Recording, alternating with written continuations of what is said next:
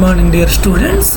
Today I am going to explain Unit 2 in our Advanced Corporate Accounting, which is named as Amalgamation of Companies.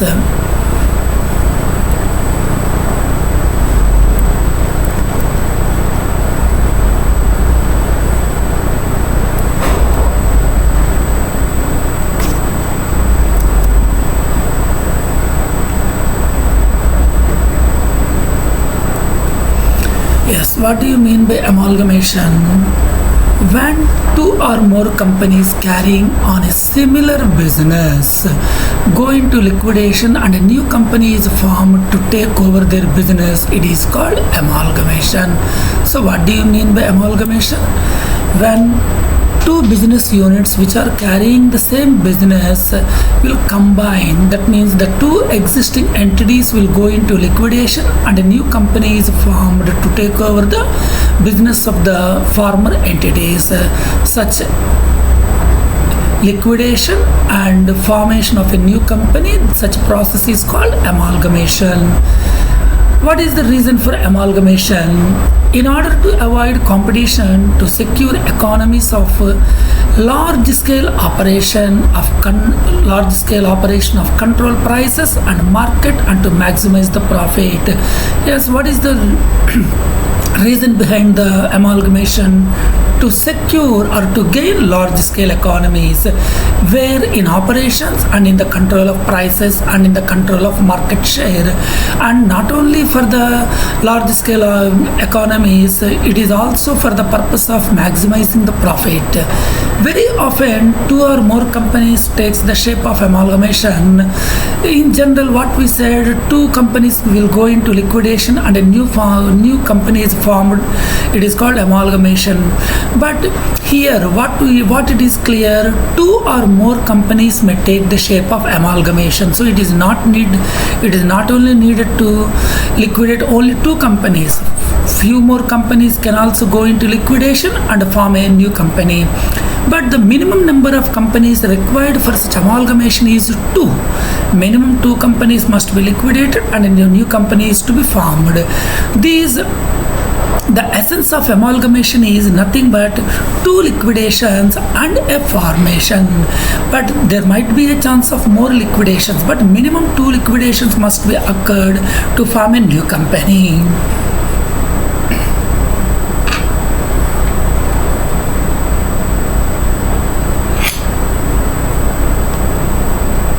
Types of amalgamation. According to Accounting Standard 14, amalgamation may be into two categories: amalgamation in the nature of merger and amalgamation in the nature of purchase.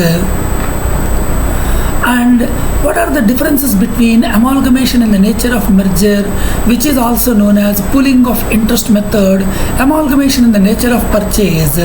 First, incorporation in the books of accounts. The first method, in first method, that means in amalgamation in the nature of merger, all assets and liabilities of transferor company will be incorporated in the books of the transferee company. And in purchase method, only assets and liabilities taken over by transferee company will be incorporated in the books of transferee company. That means in first method, all the assets and liabilities will be incorporated in the new company. But in case of second method, only the assets and liabilities which were agreed to taken over will incorporate in the books of the transferee company. Applicability. Pooling of interest method is applicable to amalgamation in the nature of merger, but purchase method is applicable when amalgamation in the nature of purchase. Recording of financial figures. Yes, which type of items to be recorded? There is total aggregation of financial figures in case of pooling of interest method, but in case of amalgamation in the nature of merger, a partial aggregation of financial figures in case of purchase method. Yes, treatment of reserves. How to deal with the reserves? All reserves of transferor company are recorded in the books of transferee company in case of pooling of interest method, but in case of purchase method, only statutory reserves, no other reserves of the transferor company are recorded in the books of the accounts.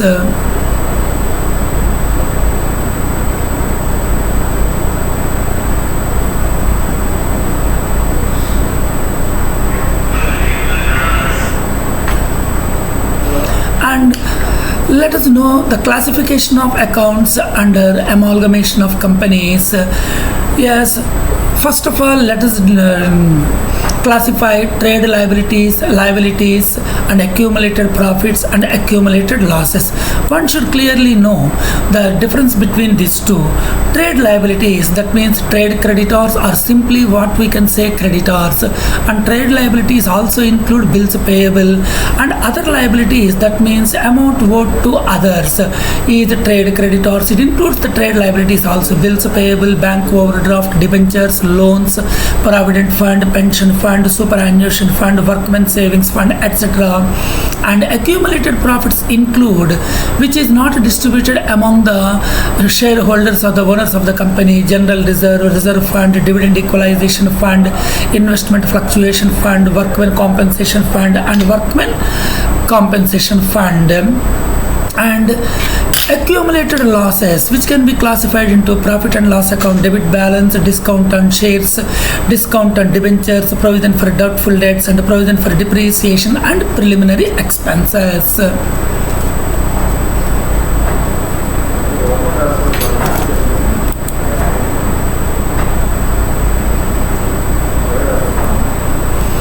Let us know the advantages of amalgamation of companies. First one, economies of scale. What we earlier said, large scale economies can be enjoyed by the companies in amalgamation. When two or more companies merge, their combined operations often lead to cost savings and increased market share. By amalgamating two or more companies, the market share of the new company will be larger than the old companies. That means merging companies can strengthen their position within the industry by expanding their customer base and geographic reach. Synergy creation, by combining complementary strengths such as technological expertise, marketing skills, or operational efficiencies, the merged company can achieve better performance than the individual companies could separately. What we can say, in case of amalgamation, two or more companies are combined to get benefits which is not possible to acquire by a single company. That means they can strengthen their technological expertise by combining these two companies, and they can enhance their marketing skills, and they can increase their operational efficiencies by merging two or more companies and to form a new company.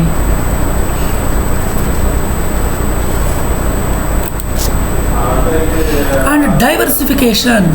Amalgamation allows the individual companies to diversify their product lines, services, or markets, thereby reducing dependence on a single product or market. By combining two more companies, yes, instead of producing a single product, they can produce multiple products. That means diversification is possible in case of amalgamation. Enhanced financial strength. The combined resources may also support larger investments in research, development, and expansion, where a single company is not possible to spend more financial resources for these purposes. Access to new technologies and skills. Mergers often bring together different technological platforms. By combining two or more companies, they are able to bring together different technological platforms, innovations, and ideas, and managerial expertise. Tax benefits. In some jurisdictions, not in all jurisdictions, amalgamations may offer tax advantages such as carry forward of losses and tax deductions or reliefs.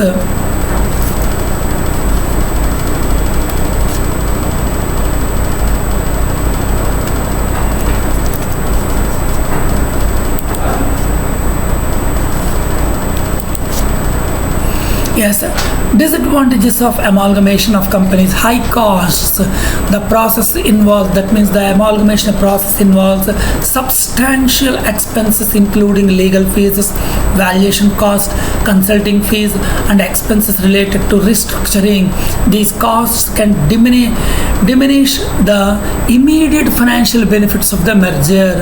What is the purpose of amalgamation? To strengthen their financial position and to get large scale economies. but here they have to spend so much of amount as legal fees, valuation cost, consulting fees, and expenses relating to restructuring. So it is not possible to get immediate financial benefits by the merging of two or more companies. Integration challenges: combining different organizational cultures, management styles, operational systems, and process can be complex. Each and every company individually can operate their business without any disturbance, but by combining two companies there must be challenges regarding the culture of the employees, culture of the organization, and management styles of the two companies and operational systems of the two companies. So such process may lead to some complexity. Loss of autonomy: as an individual they can do what they think, but as a merging after amalgamation it is not possible to operate their company at their ease, because stakeholders such as original owners or managers might lose control over decision making process. As an individual company they can take their decisions at their own, but after amalgamation it is not possible to take at an ease earlier how they made decisions. Potential for job losses: overlapping functions and redundant roles often lead to layoffs, restructuring. This can affect employee morale and create social or political issues. Sometimes there might be a chance of loss of jobs by combining the resources as well as the labor as well as the managerial resources. There might be a chance of some layoffs which may took. Regulatory hurdles: mergers are subject to regulatory approval to prevent monopolistic practices. As we said, to get large scale economies, it is better to merge two or more companies, but it is not possible. Sometimes to prevent the monopolistic practices, we should get some pre-approval from the government or concerned authorities. The approval process can be lengthy, costly, and uncertain. Risk of failure: not of all mergers achieve the projected benefits. As we said, we are going to get more financial benefits, resources benefits, technological benefits, and managerial benefits and operational benefits, but it is not possible to get all such projected benefits. Strategic misalignment, poor integration, or unforeseen market changes can lead to failure, resulting in financial losses and damage to reputation. After combining these two entities, there might be a misalignment or poor integration or unforeseen market changes can lead to failure. That means which may result into financial losses or damage or reputation to the merged firm. Market monopolization concerns: large mergers can reduce competition within the industry, potentially leading to monopoly or oligopoly situations, which is not desirable in free economy.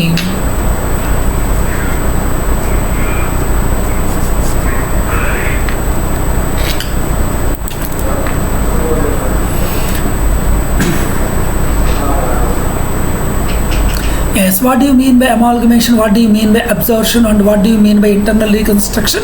And what do you mean by external reconstruction? Let us discuss in brief. Amalgamation means two or more companies must go into liquidation and a new company must be formed. But in case of absorption, what happens in case of absorption? One or more liquidations take place. No new company is formed. Only old company should buy the business.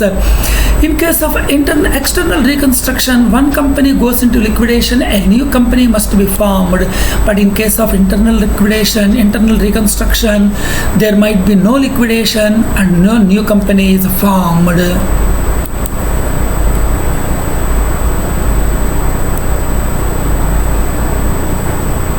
Thank you, dear students.